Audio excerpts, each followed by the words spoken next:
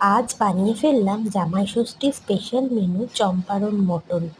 অনেক দিন ধরেই এই মাটনটা বানানোর ইচ্ছা ছিল, তাই আজকে বানিয়েই ফেললাম চম্পারণ মটন। এই মাটনটাকে 1.5-2 ঘন্টা ম্যারিনেট করে রাখার পর আমি হাঁড়িতে গোটা গরম মশলা ফোড়ন দিয়ে ম্যারিনেশন করা মাটনটা দিয়েই দিলাম। আর পুরোটা একটু মশলাগুলো কাছিয়ে কাছিয়ে দিয়েই দিলাম, কারণ আসল টেস্টটা তো এই মশলাগুলোর মধ্যেই থাকে। সেই মশলাগুলো দিয়ে তারপর মাটনটাকে আমি ঢাকা দিয়ে সেদ্ধ হতে দিলাম। আর এই ঢাকাটার মধ্যে আমি আটার প্রলেপ দিয়ে দিয়েছিলাম।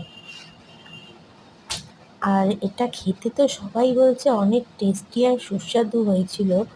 তা আপনারাও একটু জানাবেন দেখতে কেমন হয়েছে। দেখেও তো খুব ভালোই লাগছে, তাই ভিডিওটা না শেয়ার করে পারলাম না। আপনারা একটু কমেন্ট করে জানাবেন দেখতে কেমন লাগছে।